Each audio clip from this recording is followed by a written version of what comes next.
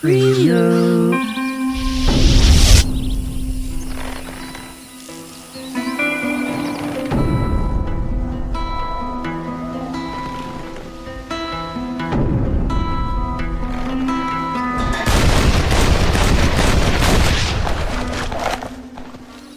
Contrary to what you might have heard, Red Dead Redemption isn't just Grand Theft Auto 4 with horses.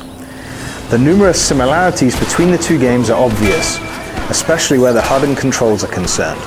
But there are enough improvements and new features here to ensure that Red Dead can still surprise you. Relax! Relax! How you? Sure. Somewhere between a threatening stare and the soldier's arm to the teeth? Yeah, you had me. You play as John Marston, a former outlaw who's trying to put his past behind him and be a family man. He's a very likable protagonist, and fortunately for you, after years of running with a gang of criminals, he's also a great shot with any weapon that you put in his hands.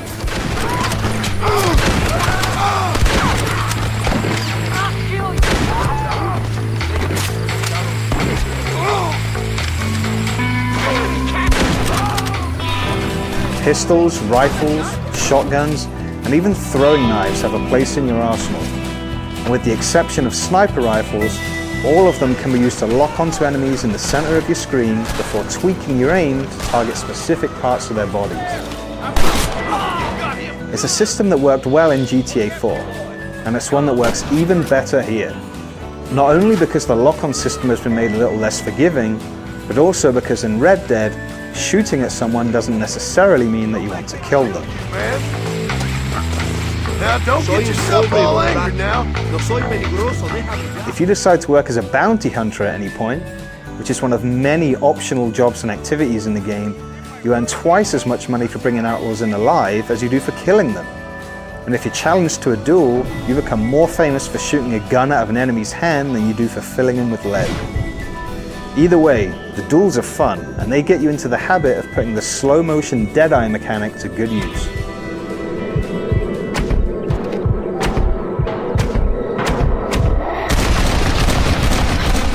The concept of fame is an interesting one in Red Dead, because while it makes you more recognizable to complete strangers, how they react to you depends on a different measure of your character: honor.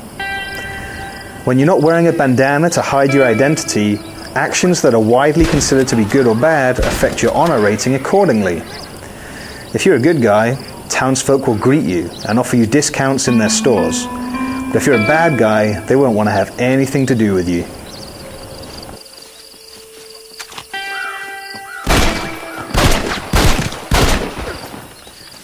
When you're witnessed committing a criminal act, you become a wanted man with a price on your head. The sheriff comes after you with a posse, and even if you manage to escape from them, the bounty doesn't go away, and it grows every time you commit another crime. This is a great evolution of the system used in GTA games, because rather than feeling like everyone has forgotten about your previous transgressions, there's always a chance that bounty hunters will show up, at least until you clear your name, either by paying off the bounty yourself or acquiring a letter of pardon. Regardless of whether you play as a good guy or a bad guy, Marston's compelling story plays out in much the same way. To say too much about it would be to risk spoiling it for you, so just know that you're going to meet and fight alongside a superb cast of memorable characters. You're going to be reminded of iconic scenes from Western movies, and you're not going to want it to end, which you'll almost certainly think it's going to once or twice before it actually does.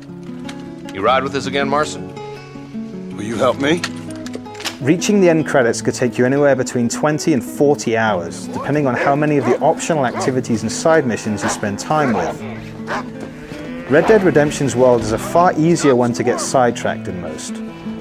That's because, in addition to the dozens of excellent and varied story missions, there are countless other opportunities to make money, to get famous, or just to have fun. While you're in town, you might choose to play poker, blackjack, or liar's dice. And when you're in the middle of nowhere, opportunities for gunfights and the like have a habit of presenting themselves or even forcing themselves upon you. Random strangers in need of help can show up at any time. Thanks, sport. You are a true American hero. And while it's a little jarring to find 2 or 3 of them in the same predicament back to back, most of the time their requests are varied and fun for the short time that they take to complete. That's very sweet of you. Alternatively, you might choose to hunt some of the wildlife that helps to make Red Dead Redemption's world so believable. Beavers, birds, boars, bobcats, bears, buffalo, bighorn. There are loads of different species to keep an eye out for, and all of them can be hunted and cut up for valuable body parts. This is a messy one. Of course, some animals will hunt you as well.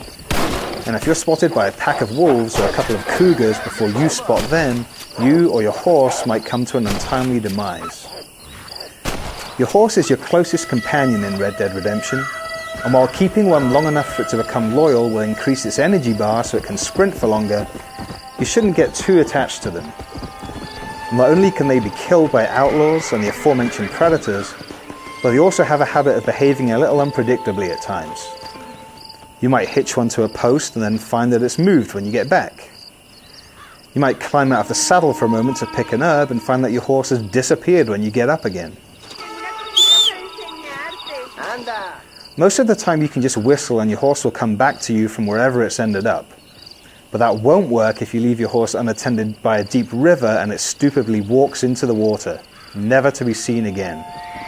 If you find yourself stuck without a horse, or just feel like getting a new one, there's some fun to be had catching a wild one with your lasso and then breaking it in via a simple minigame.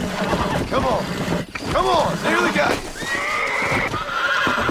In addition to all of this great single-player content and all of the challenges and minigames contained therein, Red Dead Redemption boasts a good number of multiplayer modes for both competitive and cooperative play. Most are variations on basic deathmatch and capture the flag themes, with the cool twist that they all start with a Mexican standoff. Lawman versus Dutch's gang. You.